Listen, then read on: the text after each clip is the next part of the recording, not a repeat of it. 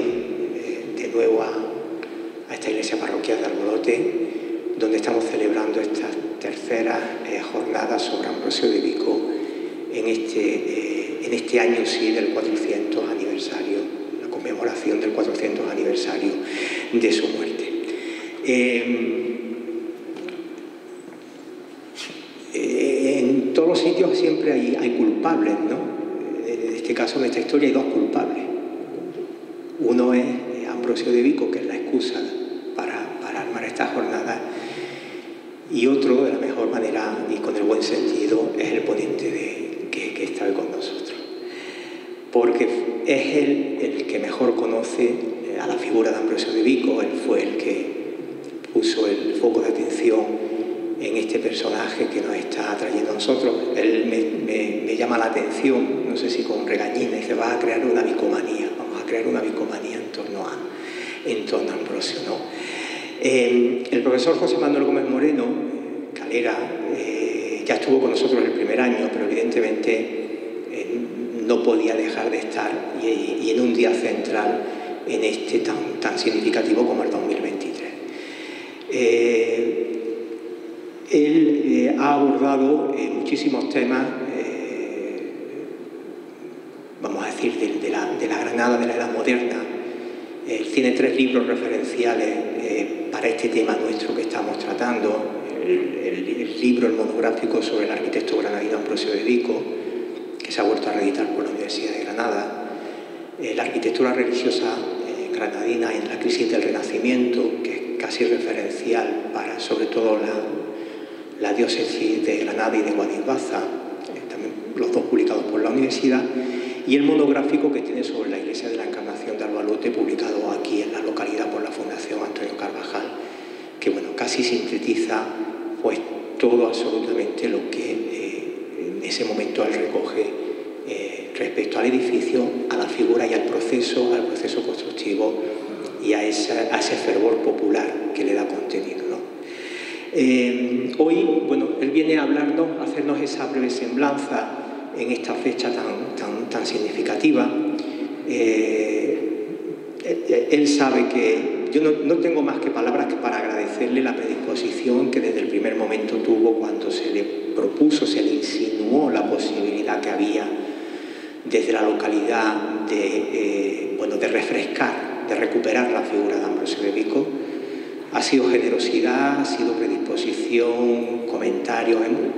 Él mismo ha revisado datos que bueno, yo creo que casi se han venido a actualizar. Y él sabe que no tengo otras palabras más que agradecerle ese estar ahí. Él lo sabe perfectamente. Y simplemente, José Manuel, muchísimas gracias. Y cuando tú quieras. Buenas tardes, gracias a Miguel Ángel, siempre tan cariñoso conmigo, y a ustedes que se han molestado en venir a que yo le hable una vez más de Ambrosio de Vico. Yo llevo muchos años explicando, pero tengo una timidez casi enfermiza, y en las condiciones de salud que tengo ahora, pues algunas veces mismo tengo que pararme para coger aire. Pero llevo desde el verano preparando esta presentación, o sea, las ganas de trabajar no se me han perdido. Me tuve que jubilar anticipadamente, pero siempre que me piden que colabore en algo, sea patrimonio, que yo pueda saber, siempre estoy dispuesto. Bueno, hoy voy a hablar de Ambrosio de Vico. Hace 2 años hablé de la iglesia de Albolote. Ambrosio de Vico es un personaje que hoy podemos recuperar un poco más de su personalidad. Lo primero que destaca en él es los muchos años que vivió, 80 años. Hoy 80 años pues se quedaría en una vida normal, pero en el pasado era una longevidad bastante clara. Ahora diré que una de las novedades importantes que he encontrado donde estaba y llevaba años ahí la fecha de nacimiento. Por otro lado, los cargos que ocupó: empieza como asentador, es decir, cantero, trabajando la piedra, pasa a aparejador de la catedral, maestro mayor, veedor de la iglesia. Yo no conozco ningún otro artífice granadino que manejara tantos ámbitos del control de la construcción. Siloé fue cantero, escultor, pero en los oficios de albañilería casi le daban de lado. No querían que opinara o por lo menos lo guiaron, salvo en Santiago de Guadix. Maeda también quizás se equipararía, pero se une a esa prolífica actividad algo también circunstancial. Es del artista o del artífice que más traza, más documentación se conserva, sobre todo dibujos, trazas originales, que es algo que yo tuve la suerte de encontrarme con esas circunstancias que facilitó mi trabajo. Por otro lado, su faceta como dibujante nos ofrece una obra de singular importancia, como es la plataforma de Vico que vimos el lunes pasado, hace 2 días, que explicó tan magníficamente el profesor López Guzmán. Cada vez habla mejor. Le dije al final que era como los buenos vinos, que cada vez lo hace mejor. Bien, pues vamos a repasar un poco lo que es su perfil humano y sobre todo su perfil artístico o creativo, que es el que más nos puede interesar. Aquí tengo muchas palabras porque yo me sirve un poco de guión. Yo no llevo papeles casi nunca cuando hablo. Sin embargo, cuando escribo me gusta ser más preciso, lo más preciso posible. Lo primero, la actividad tan amplia que desarrolla a lo largo de su larga vida. La diversidad de diseños. Lo mismo diseñaba pues, una iglesia que un armario, que una cajonera, que un sagrario, que un camino, es decir, todo aquello que el arzobispado o los distintos comitentes le proponían. También es importante cómo, debido a las circunstancias económicas y productivas del momento, por un lado diseña iglesias muy sencillas, muy sobrias, tiene que diseñar unos colgadizos, unas cubiertas también muy elementales en algunos lugares, y en otros tiene que enfrentarse con obras de una importancia como era la torre de la catedral o las bóvedas que se empiezan a levantar en el crucero. Las dos operaciones sin alguna dificultad que se van a ir planteando. También es importante porque bajo su, digamos, mandato artístico se diseña una serie de retablos para las parroquias, algunas de las parroquias granadinas, entre otras la de aquí de Albolote, y portadas que marcan un cambio claro del renacimiento, digamos, tardío al manierismo primero y luego ya al protobarroco. Y por último, como he dicho, los grabados. Bien, ¿por qué decía que se puede traer la fecha de nacimiento? Cuando se realiza el cónclave por el problema que surge en la torre de la catedral de Granada, surge una grieta cuando está levantando la 4ª planta y se convoca a una junta de maestros. Viene Juan de Minjares, maestro de las construcciones reales, y otros artífices, y ahí se genera una correspondencia, unas cartas que se mandan a Madrid, y en esa correspondencia que tiene el archivo de Simancas, en una de las cartas declara que había sido obrero mayor de esta iglesia y se había quedado en ella, y lo firmó de su nombre, y que es de edad de 50 años. La junta fue en 1593, luego nació en 1543. Yo llamo la atención a que en estas declaraciones había veces que decía, por ejemplo, Asensio de Maeda, cuando comparece en otra reunión, dice que lleva como 7 o 8 años en la obra de la catedral. Yo creo que todo el mundo sabe si lleva 7 u 8 años, por eso digo, yo una vez dice, tendré poco más de 40 años o de 41 años, o sea, no siempre es tan preciso en la fecha de nacimiento, pero en este caso yo creo que más o menos está la fecha en torno a ese 1543. La formación entra como cantero, ya os he dicho, y en estos años, ¿qué hace en la catedral? Como traigo una serie de imágenes que nos van a ilustrar qué es lo que he visto yo, pues voy a obviar el elenco, que de todas maneras todo esto está, como decía el otro día, los profesores que estamos interviniendo, estas conferencias se han escrito, digamos, se pueden luego ver en el libro que se va a publicar. Yo en estas cosas procuro ser más entretenido, más ágil, que más tan preciso. Bueno, lo primero, cuando él empieza a trabajar en la catedral, a trabajar, como digo, cantero, asentador, los asentadores eran los que colocaban los sillares. En la cantería había entalladores, había unos que llaman campaneros, que a mí me hizo gracia cuando vi el término, digo, no será que tocan las campanas, los campaneros eran los que hacían los capiteles, daban forma a los capiteles. O sea, había una especialización dentro del oficio de la cantería. Bueno, pues cuando él empieza, se está terminando el primer cuerpo de la torre, con unos elementos, estos bocráneos, triglifos tan extraños que yo considero que son ya de Maeda. Juan de Maeda enseguida empieza, partiendo del maestro de Siloé, empieza a torcer un poco y a simplificar las formas. También en este momento empieza a levantar los pilares para construir el crucero. Se ha terminado la capilla mayor, se ha terminado la girola y se empieza ya a avanzar la catedral por el crucero. Pero ocurre un problema, y es que cuando se está empezando a levantar ese trabajo de la torre, aquí vemos un poco los trabajos que hace Vico más importantes. Terminar la parte de la torre que está construida, reforzar la torre, el segundo cuerpo de la portada y las bóvedas del crucero. Bien, como siempre pasa, esta mañana revisando, metiendo más imágenes, aclarando unas cosas, y he copiado la copia de seguridad, no la he copiado bien y me he traído la del día anterior. En fin, otra cuestión. Es que traía aquí una interesante el origen de este problema. Cuando se está construyendo el crucero, ocurre que en la torre turpiana, que la vimos el lunes en el grabado, que era el antiguo alminar, habían colocado un reloj, habían colocado campana, habían colocado un chapitel. Toda esta carga en una torre que era como la de la torre de la iglesia de San José no aguantaba el peso y empezó a resquebrajarse. Decidieron derribarla, y una catedral, un edificio de esta categoría religiosa, necesita una torre. Entonces lo que primero que acudieron fue a continuar la torre que estaba en el primer cuerpo. En tiempos de Vico, bajo su magisterio, pero posiblemente con diseños de Asensio de Maeda, se levanta el segundo y el tercer cuerpo. El segundo cuerpo ya estamos viendo que hay elementos que son extraños a la tradición siloesca.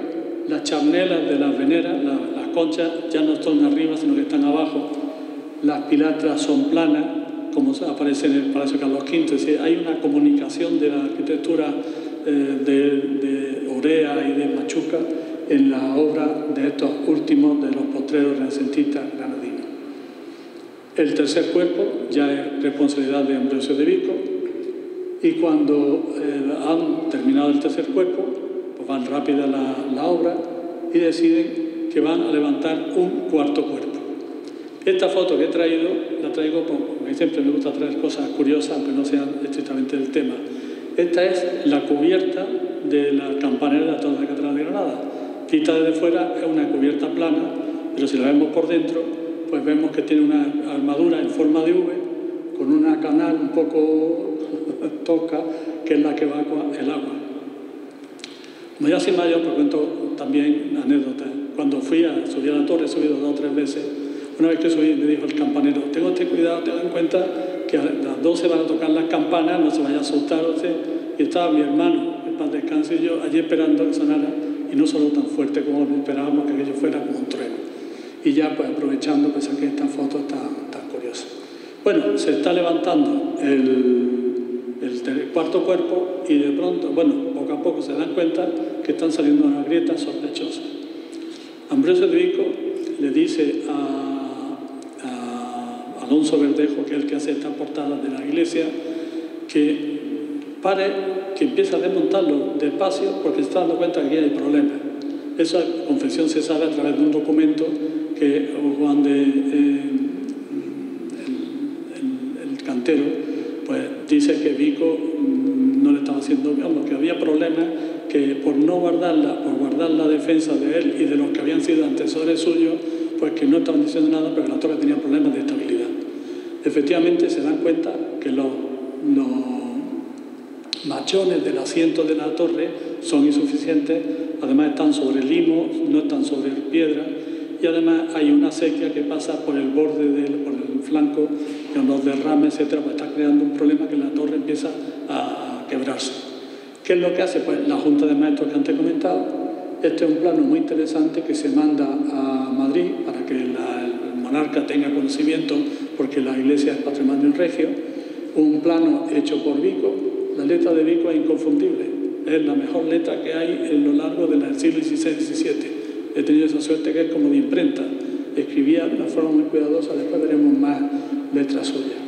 Bueno, pues, ¿qué es lo que se decide? Pues deciden, aparte de otros muchos trabajos, ahondar, buscar un suelo más firme, hacer un cimiento más ancho, este es el recrecimiento que va a sufrir, y prácticamente no nos damos cuenta, y es que el hueco de este arco se recreció, se macizó para darle mayor consistencia a la planta baja. Aquí podemos ver ligeramente cómo hay una junta de unión que no entabla los sillares de piedra toba, no enlazan realmente con los siguientes. Además, lo podemos ver en el plano anterior que he enseñado, cómo estaba mucho más rehundido de lo que parece ahora. No me puedo detener mucho, pero es una obra compleja, costosa, que empieza en 1590. Hay amenazas de que van a meter en la cárcel a los canteros, a Vico y a todos, porque el vecino se le va a caer la torre encima, el vecino es un personaje importante, y dice que como se caiga, en fin, los problemas que ocurren siempre, y es que la torre era para dar miedo, que se estaba amenazando ruina.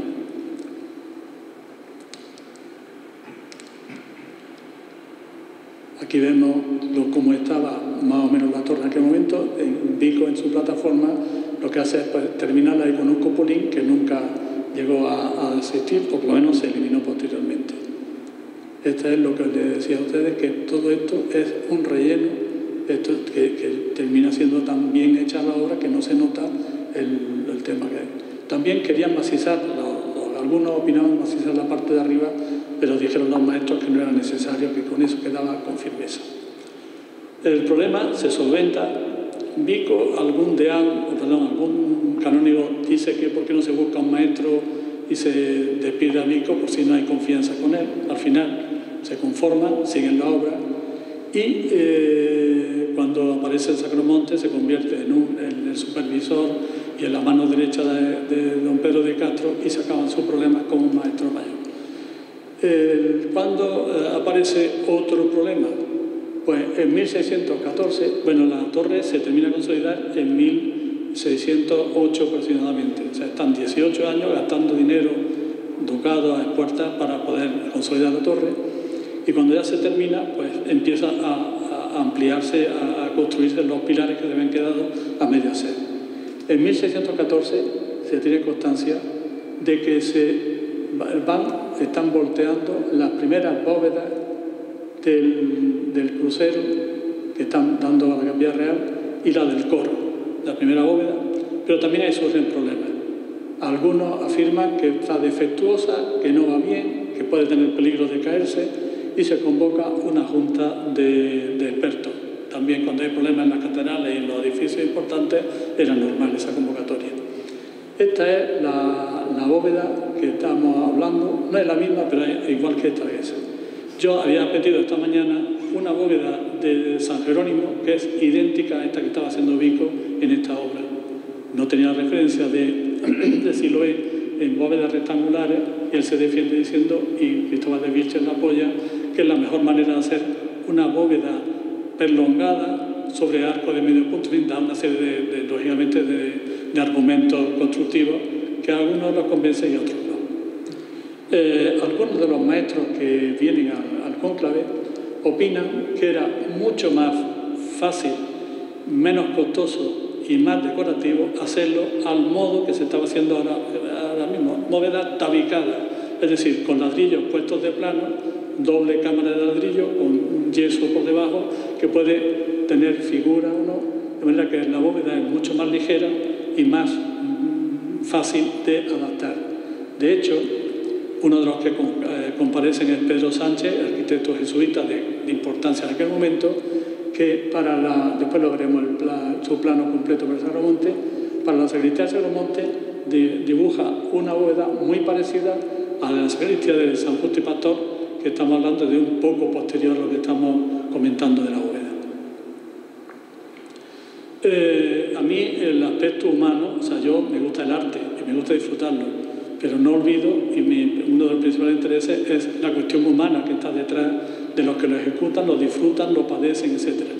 Y cuando estaba haciendo el estudio de la catedral, me encuentro en los libros de actas capitulares, leyendo muchos tochos, que en una de las reuniones del acta del Cabildo se dice: este dicho día pareció que lo que costara el entierro de Tolera, asentador de la obra que se cayó y se hizo pedazos. Imagínense ustedes lo que es estar trabajando en los altos de los andamios. Aquí he traído una imagen de un libro sobre cómo se volteaban las bóvedas, pues sobre plataformas, andamios, sin las líneas de vida ni los sistemas de seguridad que existen actualmente, pues los accidentes eran bastante frecuentes. De manera que aquí arranca desde antes del 1590 ya estaba trabajando en la obra y al final encontró la muerte en su sitio de trabajo. Bueno, lo dejamos aquí. En cuanto a Vico, maestro de la catedral, no he traído imagen, pero lo he comentado antes también. En su tiempo se termina la segunda portada, el segundo cuerpo de la portada del Perdón, siguiendo el estilo siloesco. Pero mientras la catedral tenía problemas, pero va creciendo en estructura y en dignidad, hay un ámbito que va a sufrir unas consecuencias terribles a mediados del siglo. En 1568 se produce la rebelión de los muros.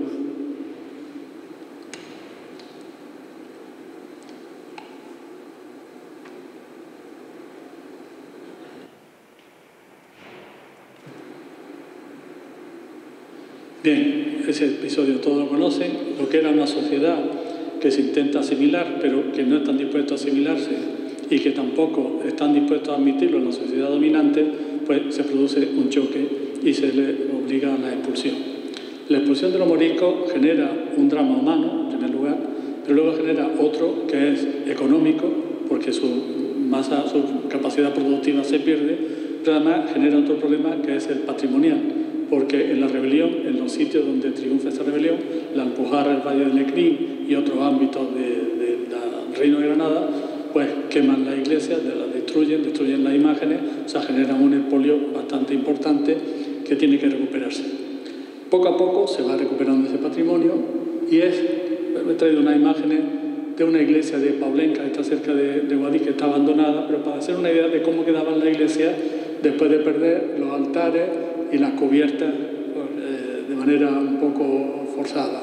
Esta ya sí está restaurada, es la iglesia de Huber. Yo fui a visitarla hace ya muchos años, ahora sé que ya está rehabilitada, había problemas de cimientos también y es una de las más antiguas de la Alpujarra.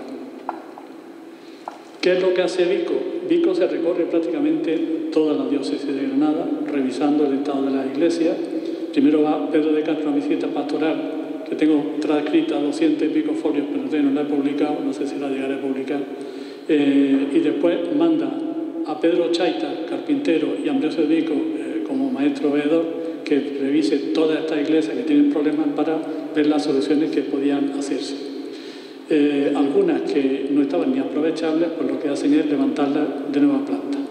En poblaciones pequeñas y con muy poca ocupación de vecinos, en esta visita de Pedro de Castro, la mayoría de los pobladores pues ahora tenían 10 vecinos, 7 vecinos, 20 vecinos como mucho. Estamos hablando que eso no llega ni a 50 personas o 100 personas como mucho. Estaba prácticamente despoblada.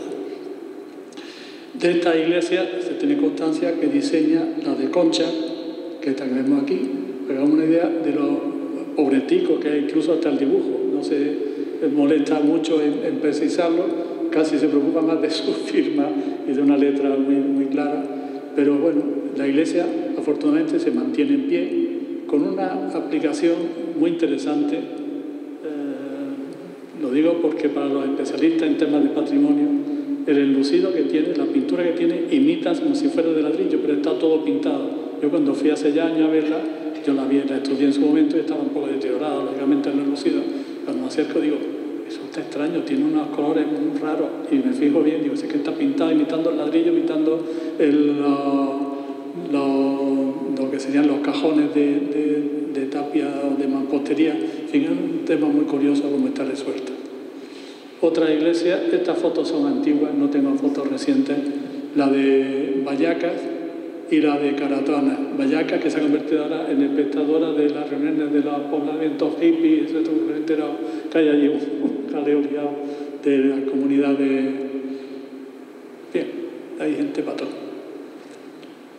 Y otra iglesia, que sería la última que yo sepa que él diseña en la provincia de Granada, yo soy de Granada, es la iglesia de Atarfe, que hace unos días me llamaron un señor de Atarfe que quería hacer una entrevista porque resulta que se conmemoraba también el 400 aniversario de la bendición de la iglesia.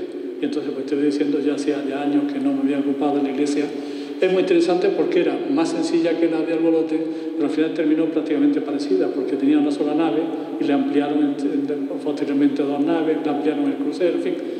Las iglesias tienen vida y ven movimiento como lógicamente es necesario por las poblaciones. Obras, he traído simplemente algunas ideas. En la Albuñuela da soluciones de una iglesia que tenía problemas endémicos desde el principio, que lo tuvo después, que se derribó y que si han estado ustedes en Albuñuela verán que hay casas que están tumbadas completamente, dan miedo a algunas construcciones de Albuñuela. Los terremotos el de Lisboa y posteriores terremotos, digamos que ha repercutido bastante en esa población. En otras iglesias, como en esta de Melejís, pues da las soluciones de la armadura muy sencilla, de lima bordón, es decir, solamente una lima en la arista, pero simplificando lo más posible para que el dinero disponible pues, pudiera alcanzar a toda la obra. Frente a esas, digamos, necesidades de arquitectura rural, sencilla, modesta, pero digna, está su intervención en otras 3 obras fundamentales, en el tránsito del Renacimiento al Barroco de la arquitectura granadina. Santa María de la Alhambra, la Iglesia de la Encarnación de la Muñeca y los primeros años del Sacromonte. Santa María de la Alhambra. Curiosamente, para los que hablan de digamos, de la incursión o la agresividad del poblamiento cristiano en Granada, que derribaron las mezquitas no se derribaron si eran útiles, se ampliaron, se adaptaron. De hecho, las 3 mezquitas mayores, la de la Alhambra, la del Albaicín y la de la Catedral de Granada, fueron las últimas en derribarse. Tenían una mínima consistencia y una mínima dignidad y se derriban las 3 después de la expulsión de los moriscos, pero no porque consideran que era una venganza sobre esa circunstancia. El hecho es que la mezquita mayor de la Alhambra se queda pequeña y está obsoleta, está también en malas condiciones, se derriba en 1576 y en 1580, como la Alhambra dependía de la corona, se dice que se va a levantar una nueva iglesia y Juan de Herrera, que es el maestro mayor de las obras reales, manda una planta, diseño y unas condiciones de obra. Unas condiciones y una iglesia de cantería, con sus muestras de pilastra, con una estructura compleja, rica, difícil. Y en Granada, cuando llega, le dicen, vamos a ver, la expulsión de los moriscos se ha producido, las obras se han parado, el poblamiento y la necesidad de la parroquia son menores y entonces pues no es necesario levantar una iglesia tan cara. Hace una reforma del plano, Juan de Orea, hace después otra Pedro de Baceta, Juan de Herrera protesta diciendo que le quieren cambiar el plano que le ha hecho para Granada. Al final de Granada se dice, vamos, ¿quién nos va a pagar la obra? Nosotros, el arzobispado, pues tendremos que decidir nosotros qué tipo de templo necesitamos. Siempre esa confrontación Estado-Iglesia o el que manda por arriba y el que costea por abajo. Al final, ya Herrera muere, la obra sigue en parada, la parroquia se instala en el Patio de los Leones, en la Sala de los Reyes. El gobernador de la Alhambra dice que cuando se va a desalojar aquello, porque está en peligro la estructura del patio, de las decoraciones, la historia que va alrededor, afortunadamente bien documentada por Gómez Moreno Martínez, y yo después pude revisar los mismos documentos. Francisco de Mora, que le sucede como maestro de las obras reales, hace otro plano, tampoco le gusta, y entonces le encargan a Vico que haga algo más modesto, más ajustado a las necesidades, a las posibilidades económicas, y este es el diseño que hace. Una iglesia pues, muy parecida a la que estamos nosotros aquí.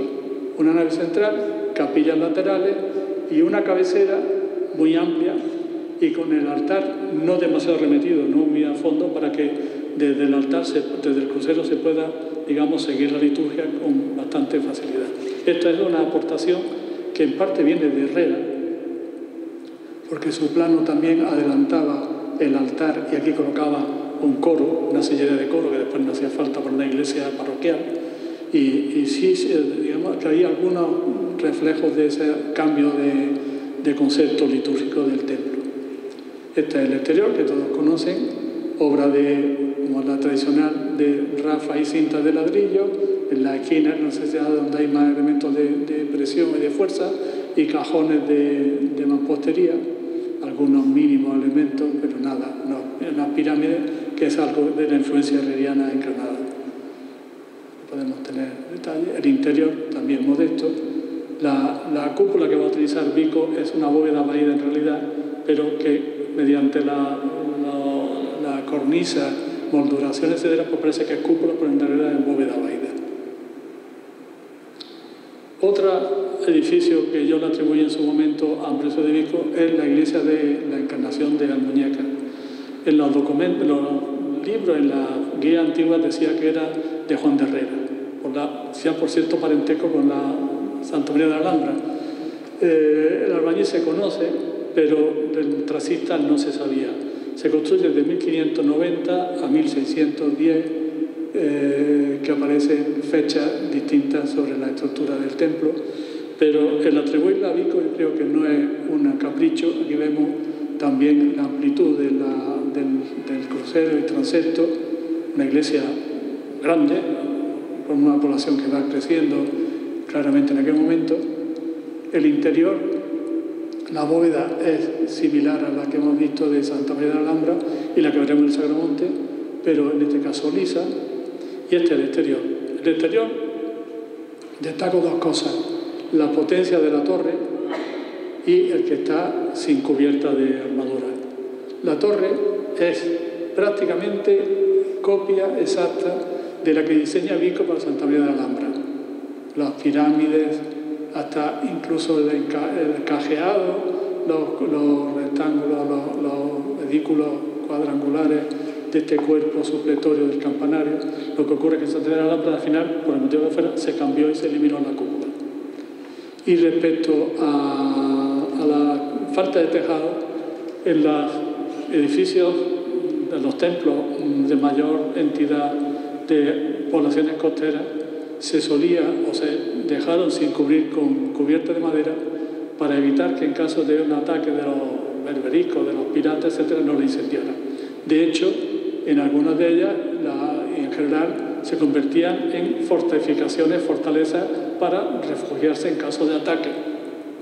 En la de Motril, de hecho, se dice en el documento, se le paga a Fonito de Tal, tanto Maravedier, por las gárgolas que hizo, que desde fuera parecen cañones.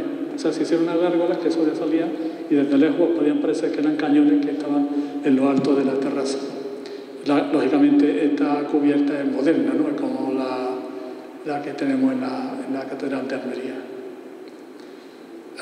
Que la iglesia de la Encarnación era una iglesia de tradición tardogótica, de naves con una cubierta sobre arcos diafragma, y lo que hace Vico es ampliar todo este tramo. Una cabecera muy amplia, baluarte le llaman popularmente en Motril, y delante habían levantado un caballero, digamos, como un cubo artillero, y una puerta casi al modo de los musulmanes granadinos, en recodo, para caso de un ataque poderse defender bien. Este es el interior. Volvemos a ver esa nave que cruza, el crucero abierto, y el altar, en este caso incluso todavía menos profundo que el de aquí de Albolote, casi se proyecta en medio de la iglesia para poderlo ver la liturgia en todo alrededor. Esta iglesia, en la guerra civil, se guardó un polvorín justo en el sótano de la iglesia, se florió una explosión y así quedó la iglesia y así está ahora. O sea, esas reconstrucciones respetando materiales, respetando los procedimientos, que ahora a lo mejor no sería posible o no lo sé, pero yo creo que sabiendo lo que es, no rompe ni resulta estridente como en otros casos de restauración. Yo de restauración no me quiero meter porque no todos los criterios me parecen razonables.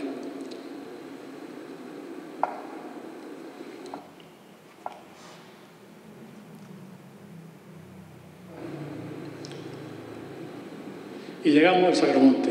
El Sagramonte estaríamos la tarde entera y no terminaríamos, por eso voy a quedarme solamente en Vico.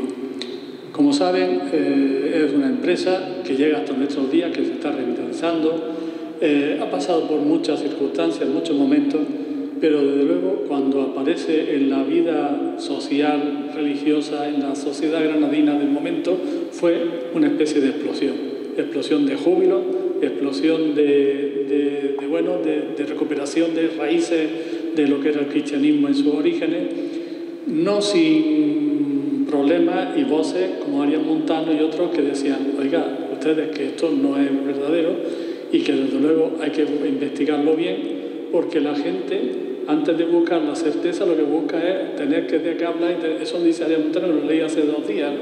Me hizo gracia, que es como hoy día los medios de comunicación, las redes sociales, que antes de informarse están predicando y pregonando pues, errores, problemas o pecados de todo el mundo, menos los propios. Bueno, ¿cuándo se inicia el proceso? Muy rápidamente, al derribar la torre turpiana, aparece una caja con una serie de cosas, un manto de la Virgen, un pergamino con unas letras muy extrañas escritas en distintos caracteres. Total, que ahí se dice que San Cecilio está en Granada y que hay una sociedad árabo-cristiana previa a la conquista de los musulmanes, a la cristiandad, digamos, de Granada. O sea, la población autóctona de Granada, en cierta medida, había una mezcla ya de árabes y cristianos. Poco después, la cosa queda en suspense, se guarda, se empieza a investigar por el arzobispo Iván Méndez Salvatierra, pero aquello queda, digamos, parado hasta que en 1595 unos hombres buscando tesoros, encuentran las primeras reliquias, los primeros restos, y se produce la conmoción consiguiente. Se inician los trabajos, el desescombro, la búsqueda en las cuevas, y se nombra a Ambrosio de Vico como supervisor. Además lo dijo muy bien Rafael López Guzmán el lunes.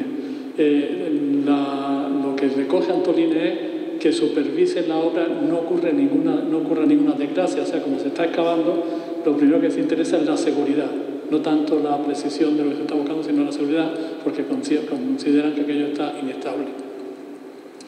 Poco a poco se van encontrando los libros plúmbeos, se van encontrando reliquias, se van abriendo más fosas, más cuevas donde estaban los martirios de los santos, digamos, compañeros de San Cecilio, y se inician las primeras construcciones. Lo primero fue una primera capilla, la cueva, y posteriormente Pedro de Castro decide construir una abadía secular, que él se lo aparece la Virgen y él dice lo que tiene que hacer, una cosa bastante peculiar, y se inicia esa construcción. Aquí tenemos la estampa que da mucho juego para hablar de Vico, donde el arzobispo Castro le está enseñando lo que está apareciendo entre los restos de estas cuevas, los huesos, cenizas y demás. Y aquí aparece arriba con una Ambrosio de Vico. Tenemos suerte que no es una artista que ahora se está recuperando, pero en la historiografía artística granadina suenan más Alonso Cano, Siloé, Machuca y otros arquitectos, pero sin embargo es el único que tenemos un retrato, entre comillas, de Ambrosio de Vico, el único personaje así de arte que aparece reflejado en una obra que va a ser de divulgación. Hay retratos, se sabe que hay retratos de otros artistas que no se han conocido, pero se hicieron retratos. Te digo que es algo curioso, no voy a decir de mayor ni menor importancia, pero sí curioso. Enseguida, lo vimos también el lunes, se inicia un programa digamos, pretendiendo la divulgación y la reivindicación de la antigüedad de la Iglesia granadina. San Cecilio vino a Granada de la mano de Santiago con su hermano Tesifón.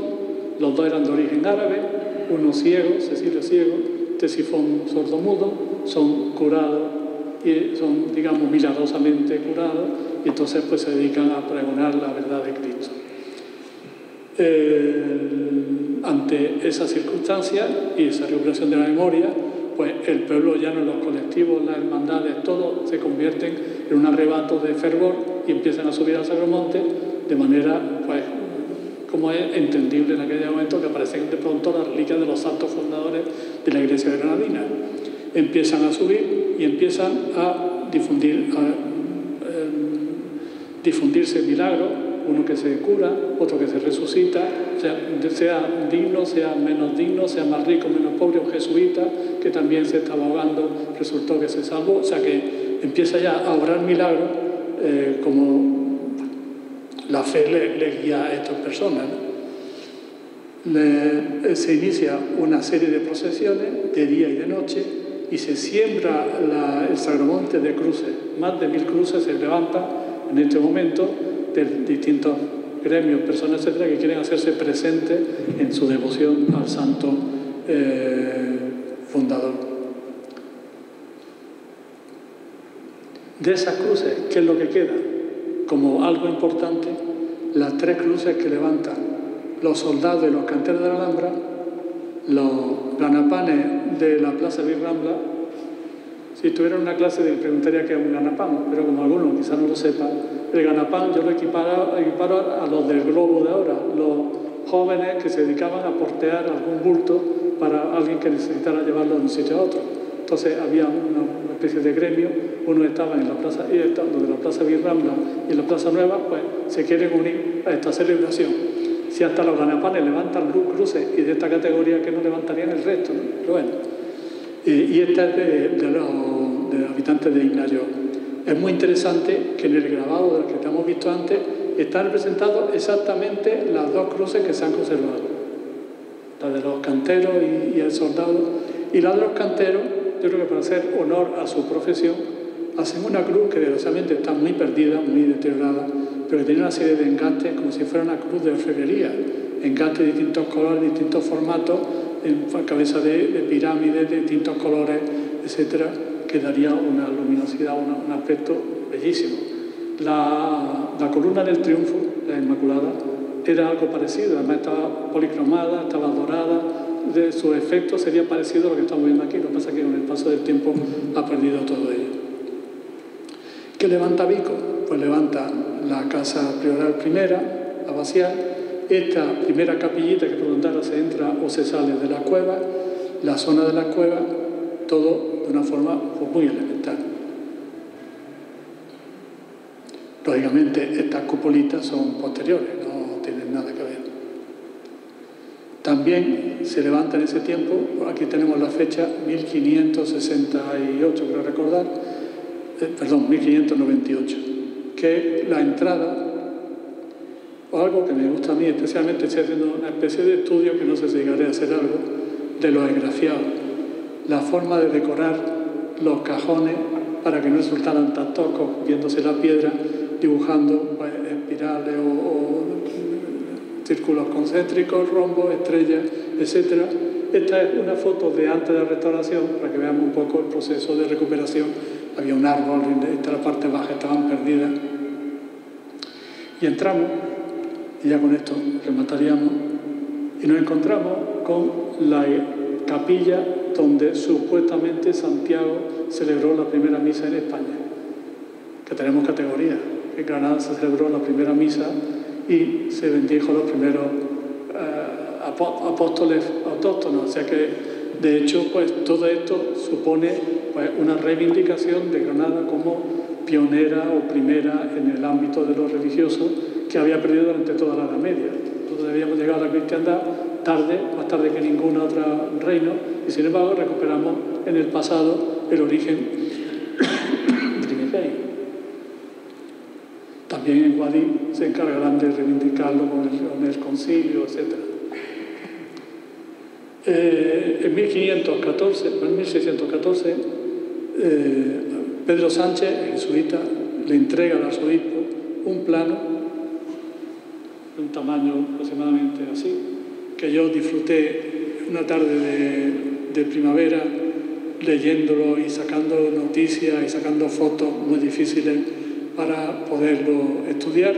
Y bueno, lo que era una estructura sencilla, el patio que después veremos, el único claustro o patio que hay ahora mismo en el Sagramonte, que tiene unas dimensiones, bueno, regulares, pero bastante monumental, es este que estamos viendo. Pues iba a tener otros 4.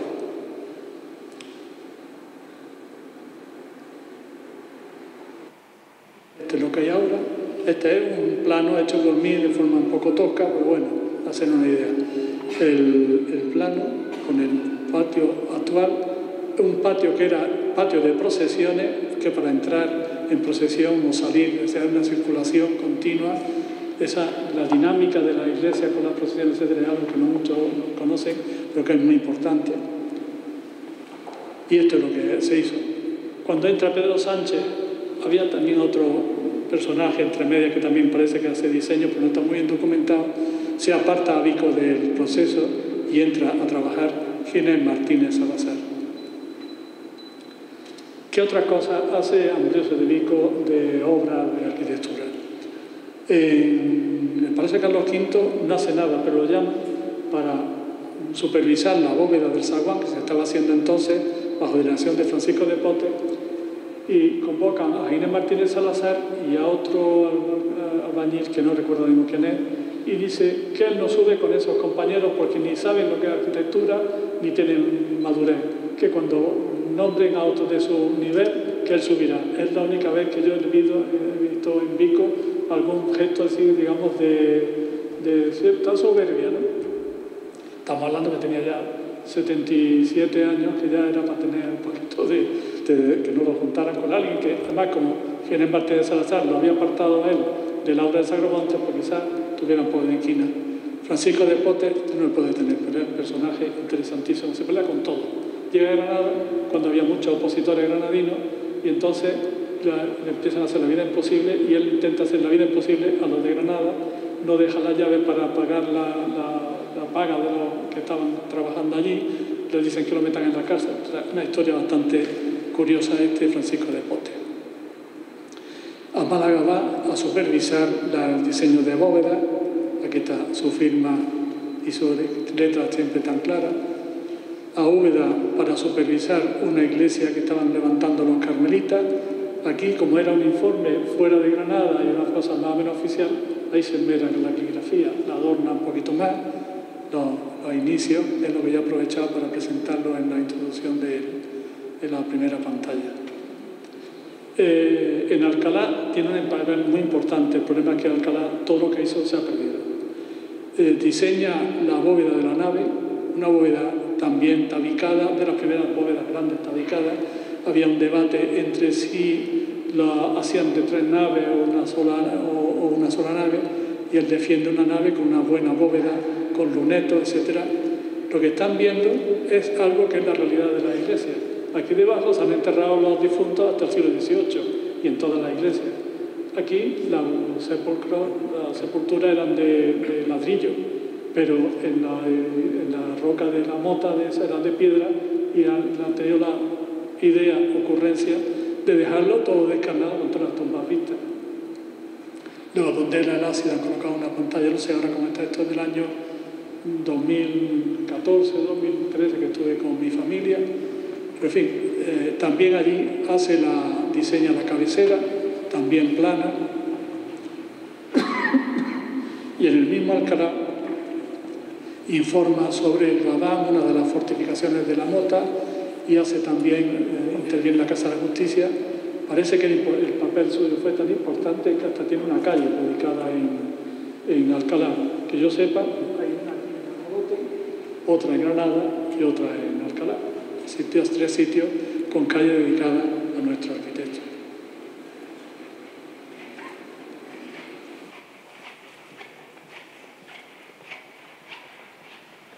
Bueno, seguimos. Me queda hablar de las portadas y de los retablos. Intentaré ser lo más breve posible. La portada en Granada, lógicamente, es un elemento de dignificación del espacio litúrgico. Muchas de las iglesias mudéjares, si tienen un mínimo de categoría, como en este caso tendrá su portada, al menos una, de una categoría un poquito superior, y que se adapta más al estilo internacional, ya sea gótico, renacimiento, manierista, barroco o neoclásico. La evolución en Granada es muy clara. Las primeras portadas, que hay pocas, son tardogóticas, esta quizás la más noble, junto con la de Santa Isabel la Real. La de Santa Ana ya es del pleno Renacimiento, de un discípulo de Siloé, donde hay un equilibrio entre los elementos constructivos y una decoración muy variada de elementos florales, grotescos, candelieri, o sea, motivos que vienen heredados del Renacimiento italiano y aquí adquieren carta de naturaleza. Pero me da coraje de que todo lo que he cambiado hoy no lo he perdido para nada. Pero bueno, lo decía porque había colocado aquí unos elementos de referencia. Esta es de la iglesia de San Pedro, la portada lateral que hace Juan de Maeda y la que hace Pedro Dorea en esta fecha, 1566-1588. La de Juan de Maeda, los remates que siempre, como herencia siloesca, tiene una especie de aletones florales, otras veces vegetales, otras veces que es un monstruo, una cabeza de monstruo que se enrolla formando una forma fitomórfica, y vemos que los remates del cuerpo superior del ático son capiteles. ¿Qué hace, sin embargo, Orea, que va a ser característico de esta época? Elimina los aletones fitomórficos o vegetales y abre frontones curvos o rectos que se quedan abiertos para acoger la hornacina, y arriba, en vez de capiteles, cartelas. O sea, hay ya una simplificación de estos elementos ornamentales y una geometrización de estos elementos. Aquí tenemos las portadas de San Jerónimo, también de Pedro Dorea, aunque esta se termina cuando él estaba muerto, en la que podemos ver que hay además una curiosa inversión. Aquí el arco inferior es de medio punto y adintelado, y aquí adintelado y medio punto. En general, aunque no se cumple, los edificios religiosos solían tener portada con arco, y sin embargo los civiles suelen tenerlo adintelado. La chancillería, por ejemplo, es una excepción, claro. Y el Hospital de San Juan de Dios quizá también, pero tengamos en cuenta que la portada del Hospital de San Juan de Dios, que lo vamos a ver enseguida, era para la antigua capilla que estaba allí. El primer templo del hospital estaba allí, detrás de esa portada. Sin duda, el edificio que más impacta y que más va a influir en la modificación del estilo es la fachada y sobre todo también la portada de la Chancillería. Una portada que, bueno, la fachada está diseñada por Francisco, ¿era posible? Velasco. No. Francisco del Castillo. Lázaro de Velasco fue el que aquí perdió la oposición. Francisco del Castillo, que viene de Jaén, que ha estado en Italia, se ha formado en el manerismo viñolesco, y está claro que su fachada ya está documentada, y además René Taylor también lo comentó, es claramente suya. Pero la portada se termina cuando él estaba muerto, y yo no tengo muy claro que sea totalmente suya, pero bueno, tampoco es el momento de debatirlo.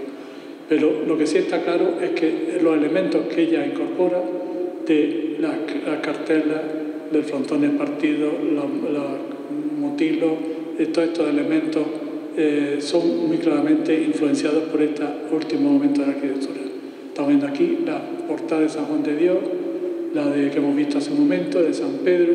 Todos estos elementos van sustituyendo y apareciendo las pirámides a todo lo que era la vegetación y esa ornamentación profusa. Entre otras cosas, porque las primeras portadas del Renacimiento, incluso la del gótico, se hacen en piedra franca. La piedra franca es una piedra de decantación, de sedimentación, que es blanda para trabajar, y de manera que se pueden lograr mejor los caprichos. Sin embargo, a partir de este momento, sobre todo ya en Carlos V, en la fachada de Chancillería, etc., se hace con piedra de Sierra Elvira la mayor parte, o de mármol. Es mucho más complicado, aunque se puede hacer, pero la talla es más dura, y ni por motivos estilísticos ni por motivos técnicos se va a entrar en esa decoración profusa. Aquí tenemos la portada de San Juan de Dios, que yo en su momento atribuí a Ambrosio de Vico, pasaba por ser un diseño de Cristóbal de Vilches, que se sabe que fue el cantero que estaba al cargo de la obra del hospital. En el informe que se ha publicado en los periódicos dice que es de Asensio de Maeda. Yo creo que no se sostiene, he hablado con personas relacionadas con el tema, y Asensio de Maeda sí fue maestro mayor del hospital, heredando a Juan de Maeda, que fue su maestro, primer diseñador, pero estamos hablando de que ya en este momento hasta estaba muerto Asensio de Maeda. Además, Asensio de Maeda se murió de una forma un poco extraña, siendo maestro mayor de la Catedral de Sevilla, de la diócesis de Sevilla, desaparece, cesa en el cargo y aparece en Valladolid preso en la cárcel, y allí muere por una deuda los fiadores entonces no es como ahora. Los fiadores entonces, si no pagaba el que había contratado la obra, terminaba en la cárcel el fiador. Y más de uno murió y terminó preso por ser fiador de otro. Las cosas eran serias. Portadas de discos, pues la de aquí de Albolote, que ya todos conocemos, tanto obviaré para no serme más pesado. Es curioso, creo que también es claro, que la portada de los pies, este edículo, normalmente lo que tiene son imágenes, figuras, esculturas, y sin embargo aquí la prepotencia de Pedro de Castro, que en algunos textos Heredia Manuel dice que era muy humilde, que él no quería, pues su escudo está por todas partes. De hecho, aquí en esta iglesia está en la portada, en la otra portada, arriba, en el retablo, porque no se te olvide, mire por donde mira, ahí está la presencia de Pedro de Castro. La de Lendín también la atribuye en su momento porque es prácticamente una similitud con la otra, está claro. Y esta es la del servicio doméstico que se ha restaurado recientemente. Esta es como estaba anteriormente, con coches delante. Esta es como está ahora, con motos delante. Es muy difícil sacar una foto sin que te salga algún elemento. Yo tengo cierta habilidad para limpiar fotos. Tengo una de Guadix que quité todos los coches, los basuras, todo. Y aquí he quitado alguna que no se ha visto, pero que no puedo asegurar que he quitado elementos que están ahí. Pero aquí ya me parecía demasiado quitar las motos. Hay un hecho curioso que hablando con Miguel Ángel ayer o antes de ayer me comentó, y es que al restaurar la portada se limpió el friso y aparece la fecha de terminación, pero que está al revés. Y considera, creo con razón, que esta portada se hizo en 1702, pero estaba en la iglesia de Santiago, del servicio doméstico, en la calle de la Gran Vía, en una iglesia que era más larga de lo que es actualmente y tenía una gran torre. Por motivos de ruina, etcétera, se quitó la torre y se quitó el tramo de los pies y se acortó la iglesia, la portada se desmontó y se volvió a montar. En ese monte y desmonte pues, pudo producirse el error, pero yo pensaba hoy que de hecho aquí hay una moldura que digamos que es propia de la parte superior, no de la inferior. No lo sé el caso, pero parece claro que es que le dieron en su momento la vuelta a la hora de reconstruirla hacia 1980 y tanto, que fue cuando se modifica. El Pobre Santiago lo tienen ahí enjaulado, lo de las palomas es un problema, pero yo creo que hay mallas un poquito más claras para que el santo pueda hacer algo por nosotros. Pero en fin, además le está dando el sol y se ve más. La evolución de las portadas continúa en el mismo camino, la que hace Alonso de Mena para la portada de la Sala Carmelita, la que se hizo en el gobierno militar actual, antiguo convento de la Merced, la del convento de la Concesión, son portadas que ya entran en un primer barroco, que no es lo antibarroco que nosotros entendemos como recargado, la simplicidad de la forma. Bueno, ya me están llamando al orden. De retablo, voy a obviar los precedentes.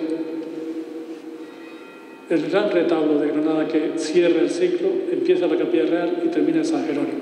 Grande retablo, con una composición arquitectónica muy clara, una riqueza de cultura y sobre todo algo que en Vico será proverbial, que lo tenemos también en este retablo, que es la decoración del estofado. También tenemos la suerte de contar trazas de los retablos, como ya todos conocen. Uno desaparecido, como este de Santa Ana y San Cecilio, y otros que incluso las trazas también están desaparecidas. Pero afortunadamente en esto tengo que decir que el mérito es mío. Hace ya muchos años, yo llevo ya saben, muchos años trabajando, Juan Antonio Señalado me dice, oye, que he encontrado en el archivo de la Alhambra, en unos archivadores erróneos, una foto de Torremolina de los diseños de las trazas que había en la Capilla Real y que había recogido Gómez Moreno González cuando hace el estudio y la lectura de los documentos del arzobispado de la Curia. Debieron de decirle que sacaran los dibujos para hacer un museo. Esos dibujos se guardaron en la Capilla Real y estaban en la escalera enmarcados en la escalera que sube al archivo que está encima de la lonja. En un determinado momento se desmontan y se pierden la mitad. Yo sé que algunos se lo robaron, alguien, para venderlo, porque el de San Pedro, la portada de San Pedro, estaba inventariado y lo vi yo en la sacristía de la iglesia una vez que fui a hacer un estudio le diga al párroco, esto estaba en la Capilla Real y debieron de robarlo, pues lo compró un párroco anterior en una librería de viejo o algo así, un anticuario. O sea que, bueno, pero el hecho cierto es que yo lo escaneé todo en su momento, le saqué fotos y después eso, copias de Torremolinos, lo han buscado más de uno en el archivo de la Alhambra y no lo encuentran. O sea que tienen que estar, porque normalmente esas cosas no se pierden, pero si se han metido en un sitio y no se dice lo que es, pues están perdidos. Bueno, mi historia. De estos retablos que se conservan, pues el de Santa Ana, la Sagrada Familia, de Bernabé de Gavilla, que es algo bastante más torpe de otras cosas que hace después, como el apostolado de la catedral. Uno suyo que no tiene documentado, sin embargo el que se conserva más en su estado original, el de Acequia, hacer una iglesia rural apartada del mundanal ruido, pues ha sufrido poco cambio, sí ha sufrido el deterioro de paso del tiempo, pero está perfecta en la decoración original de ese estofado tan rico que tienen los retablos en este momento, de Pedro de Rasi y su escuela. En San Ildefonso hacen otro igual para la capilla mayor, después se levanta el que hay actualmente, se reduce, se simplifica y se coloca en una capilla que es la capilla bautismal. De este retablo, en su momento, en las fotos que guardaba Gómez Moreno, de antecesores míos, pues había una foto del tablero que debió de venderse a un determinado señor, ya se perdió el rastro, pero nos podemos hacer una idea de cómo algunas veces te le está diciendo que se está guiando de la mano al escultor o al pintor de cómo tiene que hacerlo. Se haría una imagen de Nuestra Señora sobre una gloria con 4 serafines y nubes, y echándole una casulla a San Ildefonso, y el santo había de estar de rodillas revestido con el alba, esto la manita, o sea, está perfecto clavado. Y un ángel y una mujer que aparece a un lado, el medio rostro, y el que lleva la vela, perfecto. Eso muchas veces no se dice, pero en otras veces, sin embargo, la interpretación es mucho más libre. Otro de Illora, compuesto, y el Main, digamos, junto con el de Bolote, el que a mí me interesa más porque supone un cambio radical, es el de la Zubia. El de la Zubia están las trazas del retablo, del asiento, los documentos de las condiciones, la subasta, quién aparece, entre otros Miguel Cano, antes de irse a Sevilla. El último dato que se tiene de él en Granada es la subasta de este retablo, y hasta lo que costaron los porteadores, los arrieros que llevaron el cuadro, los que hicieron el bastidor, o sea, una documentación perfecta. ¿Y qué es lo que es más importante aparte de esa documentación? Pues que el retablo se dice que ha de hacerse todo de piedra y de dorar, todo desde arriba hasta el suelo, columnas, intercolumnios, cornijas, escudos, fruteros, o sea, por si no te entero lo que tienes que hacer, todo, y te voy a decir uno por uno todas las cosas que tienes que dar de dorado. Y toda la piedra se ha de cubrir de oro fino, limpio y bruñido, y a contento del veedor de la obra de la iglesia, que era Pedro Ambrosio de Vico. Aparece dando las condiciones, y tanto en Arbolote como en otros sitios aparece después diciendo, ha hecho conforme a las condiciones, etcétera, se le puede pagar. Más trazas suyas, la Capilla Real, la torre de la iglesia de la Angustia, que en ese momento se pasa a ser parroquia, la fuente y el balcón del Palacio Arzobispal, hasta una cajonera de la iglesia de los Ojíjares. Otra anécdota, bueno, no la voy a contar, porque puede ser negativa para... no la cuento. San Jerónimo, la cripta, que querían ampliarla para meter más féretros, etcétera, y San José dijo que no cabe, que es muy chico, que es muy pequeño y que ahí no pueden hacer nada más. Querían poner una tumba monumental, manda un informe y de verdad terminan decidiendo que efectivamente no es viable. Más aportaciones suyas. Ya entramos en los dibujos claves. Capilla Mayor, yo también la atribuyo a Ambrosio de Vico, porque solamente un maestro que lo conoce a fondo la catedral sabe representar estos túneles que están rodeando la girola, que yo he paseado más de una vez, y que es algo curioso porque alivia la estructura, es algo desde el punto de vista tectónico muy interesante. Y la famosa plataforma. La plataforma de Vico ya la vimos el lunes con suficiencia, entonces, aunque algunos no han venido, pero como el texto de Rafael López Guzmán será, como ha dicho él, bastante clarificador y bastante extenso, yo no voy a entrar. Simplemente un matiz que le dije yo a él. Aquí él propuso que las primeras representaciones de Granada eran fundamentalmente representaciones de los elementos de poder. La la Alhambra y los elementos, digamos, que representan la autoridad real, porque era ese edificio patrimonio religioso. Sin embargo, en la plataforma no le interesa lo real ni lo civil, no le interesa la autoridad eclesiástica, los conventos, monasterios, iglesias, etc. No aparecen representaciones destacadas de edificios civiles, pero sin embargo hay algo que él no comentó, que no es porque lo olvidara, que no se puede comentar todo, y es algo que obedece a otros intereses, que es la justicia civil, la justicia eclesiástica regida por la autoridad. Aquí he resaltado unos elementos que vamos a ver ahora en un momento. En la mazmorra, en lo que actualmente está el Hotel Palace y la Fundación de Acosta, estaba el rollo o picota, donde se colocaban los cuartos de los ajusticiados, que cuando tiene esta forma de brazos recortados, pues ha dado el nombre Callejón de Niños del Rollo. Ese que es como una especie de niño, de atillo de niño, ¿no?, con los pañales. Pero si no están conformes con eso, pues yo creo que esto es más claro. La Plaza Nueva, la horca. En la Plaza Virrambla, la horca, además con una persona colgado, porque no se olvide. Y luego, en la Puerta de Elvira, otro elemento que era normal, ahora nos puede resultar algo macabro, pero que era normal en los pueblos, en las poblaciones, a las puertas, en sitios, lugares estratégicos, estaba el rollo, la picota, para que se viera que allí en ese puerto, en esa ciudad, se impartía la justicia. Se colocaban los cuartos de malhechores, el arco de la oreja, se llama así por algo, ¿no?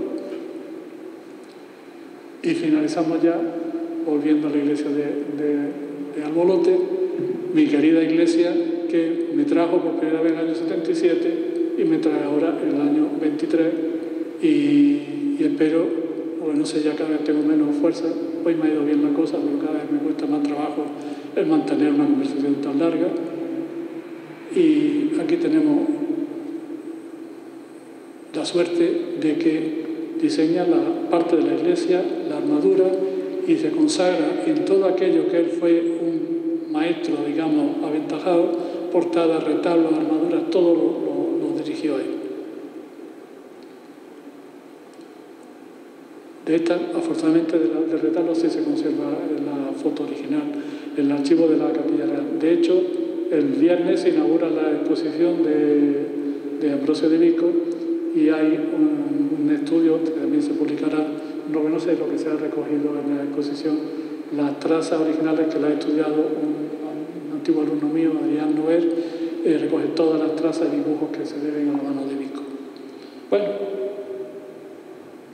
además que tuvo la suerte la iglesia de contar con el artífice más importante del momento, los canteros Verdejo, que eran también los mejores asentadores de la catedral, el retablo, el mejor ensamblador, los mejores escultores, el mejor policromador. La pintura no daba para mucho. El pintor Pedro de Racing no era un pintor de una categoría especial, pero bueno, era lo mejor del momento. Y esto, pues, para rematar. De manera que aquí traigo, para despedirme, a Ambrosio de Vico. Le doy las gracias por permitirme acompañarte tantos años, y me responde que de nada. Ha sido una cosa. Estas son las tonterías que me gustan a mí, terminar con yo lo serio lo vuelvo un poco jocoso, y lo jocoso lo vuelvo a serio. Doy las gracias a los organizadores y también a ustedes que han tenido la paciencia de verme. Gracias.